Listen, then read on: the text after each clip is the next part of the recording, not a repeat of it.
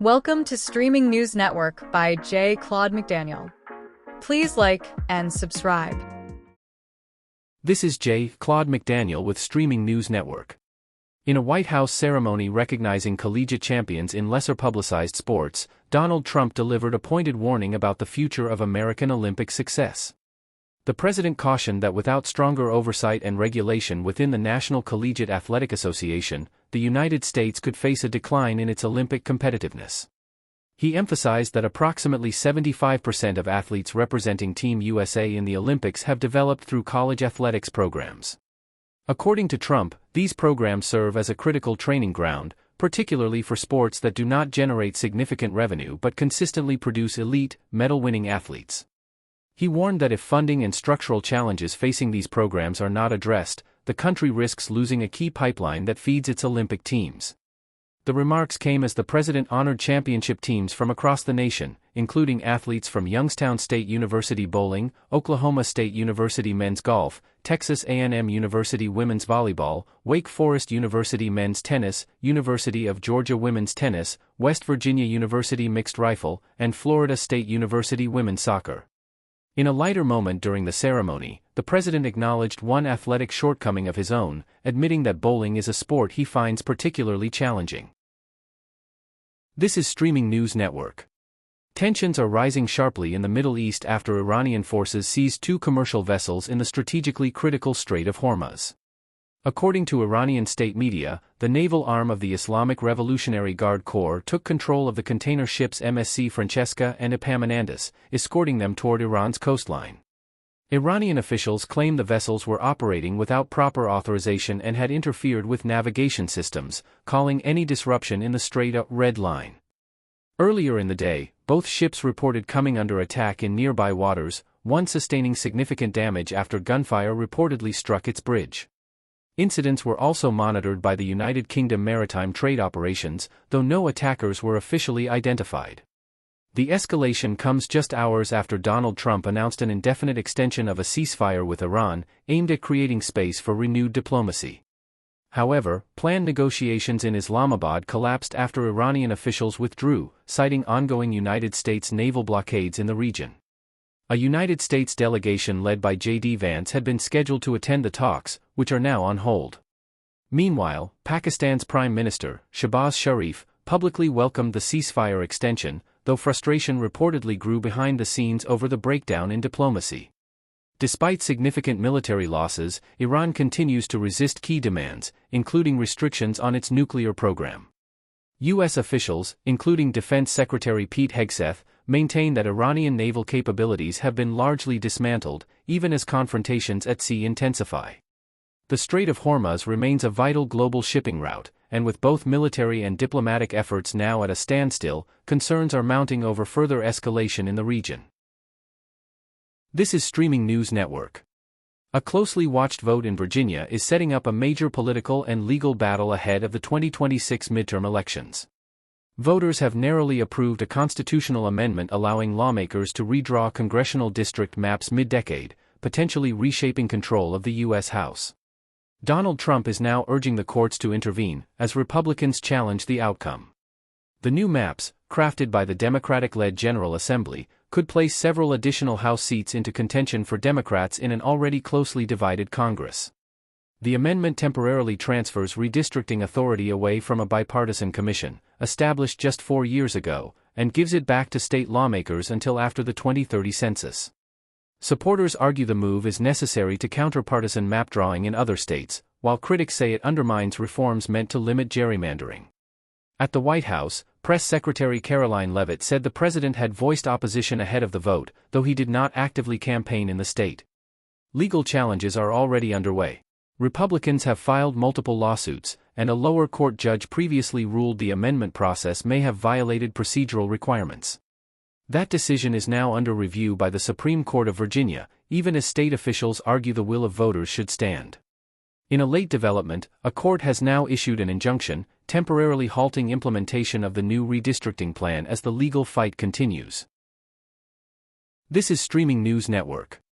A Florida man will avoid prison time following a tragic drunk driving incident involving a golf cart that resulted in his wife's death. Authorities say 64-year-old Angelo Theodosio was behind the wheel in St. Johns County when his 58-year-old wife, Christina Theodosio, fell from the vehicle and later died from her injuries. According to court records, Circuit Judge Casey L. Woolsey sentenced Theodosio to 364 days of probation. His driver's license has also been suspended for 6 months. The sentence follows a plea agreement in which Theodosio entered a no-contest plea to 1 count of driving under the influence. In return, prosecutors dropped an additional charge related to his refusal to submit to testing. The case highlights the legal consequences of impaired driving, even in non-traditional vehicles like golf carts, after a fatal outcome. This is Streaming News Network. A remarkable archaeological discovery in Frankfurt may reshape what historians know about the early spread of Christianity in the Roman Empire. Researchers have uncovered an approximately 1800-year-old silver amulet buried with a man, positioned near his chin, suggesting it was worn as a necklace at the time of his death. The artifact, now referred to as the Frankfurt inscription, contains 18 lines of Latin text engraved on a thin strip of silver measuring just over 1 inch. Experts say the amulet represents the oldest known physical evidence of Christianity north of the Alps, predating other confirmed findings in the region by at least 50 years.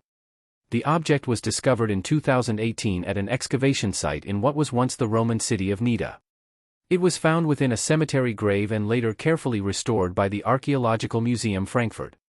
Because the delicate silver foil could not be physically unrolled, scientists turned to advanced imaging. In 2024, researchers at the Leibniz Center for Archaeology used high-resolution computed tomography scans to create a 3-dimensional model, allowing scholars to digitally reconstruct and read the text. The painstaking work of deciphering the inscription was led in part by experts from Goethe University Frankfurt, who collaborated across disciplines to piece together the fragmented message over several months. Scholars note the use of Latin is unusual for the period, when similar amulets were typically written in Greek or Hebrew, adding further significance to the find. Researchers say the discovery could influence multiple fields, including archaeology, theology, and the study of ancient languages. This is Streaming News Network. A deadly chemical incident in West Virginia has left 2 people dead and nearly 20 others hospitalized following a leak at an industrial facility. Officials say the incident occurred at the Catalyst Refiners plant in Institute, where workers were preparing to shut down part of the operation. According to Emergency Management Director C.W. Sigman, a chemical reaction involving nitric acid triggered a sudden and violent release of gas.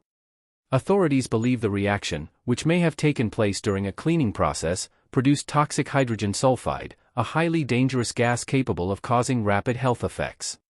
Ben Salango confirmed that 1 person remains in critical condition. In total, 19 individuals were transported to area hospitals, including 7 emergency responders who were exposed while assisting at the scene. Officials noted that victims arrived by ambulance as well as private vehicles, and in at least 1 case, a sanitation truck. Investigators say the reaction occurred quickly, highlighting the risks associated with both initiating and shutting down chemical processes. Authorities continue to monitor the situation as the investigation into the cause of the leak remains ongoing. This is Streaming News Network. Longtime Georgia Congressman David Scott has died at the age of 80, according to a statement from his office. Scott made history as the first African American to chair the House Agriculture Committee, a role in which he helped shape national policy on farming, food programs, and rural development. First elected to Congress in 2002, he represented a district in the Atlanta area and was seeking re-election to a 13th term at the time of his passing. House Minority Leader Hakeem Jeffries called Scott a trailblazer, praising his rise from humble beginnings and his dedication to serving the people of Georgia. Jeffries noted Scott's long-standing membership in the Congressional Black Caucus and his commitment to delivering results for his constituents. In Atlanta, Mayor Andre Dickens also paid tribute, describing Scott as a tireless advocate for the community he represented. Despite recent campaign challenges, Scott remained active in Congress, casting votes on the House floor as recently as Tuesday. David Scott's decades of public service leave a lasting impact on both his district and the nation. Daryl Sheets, known to viewers of the A&E reality series Storage Wars, has died at the age of 67. Authorities in Lake Havasu City say officers responded to a residence early Wednesday morning, where Sheets was found deceased. Police report the cause of death appears to be a self-inflicted gunshot wound. The case remains under investigation by the department's Criminal Investigations Unit. Sheets appeared in more than 160 episodes of the long-running show, where he became known for his larger-than-life personality and success in auction bidding. His death marks the loss of a familiar face in reality television, as fans remember his years on one of cable's most popular unscripted series. If you or someone you know may be struggling, support is available through the 988 Suicide and Crisis Lifeline by calling or texting 988. This has been Claude McDaniel with Streaming News Network. A federal grand jury in Montgomery has returned an indictment against the Southern Poverty Law Center, charging the group with 11 counts that include wire fraud, false statements to a federally insured bank, and conspiracy related to money laundering. Federal prosecutors allege the organization misused donor funds over a number of years, with forfeiture actions now filed to recover what authorities describe as proceeds of an alleged fraud scheme. The investigation was conducted by the Federal Bureau of Investigation, with assistance from the Internal Revenue Service Criminal Investigation. In statements, Acting Attorney General Todd Blanche and FBI Director Kash Patel accused the organization of misleading donors and diverting funds for improper purposes. Prosecutors claim that, between 2014 and 2023, more than $3 million in donations were secretly directed to individuals allegedly connected to extremist groups. Acting United States Attorney Kevin Davidson stated that donors believed they were supporting efforts to combat extremism, while the indictment alleges some funds were instead redirected in ways that contradicted that mission. The Southern Poverty Law Center, headquartered in Montgomery, has long described its work as advancing civil rights and combating hate groups. The charges outlined in the indictment remain allegations, and the organization has not yet publicly responded. Officials say the investigation is ongoing. This has been Claude McDaniel with Streaming News Network. Thank you for listening to Streaming News Network videos and shorts. Please like and subscribe to our news channel.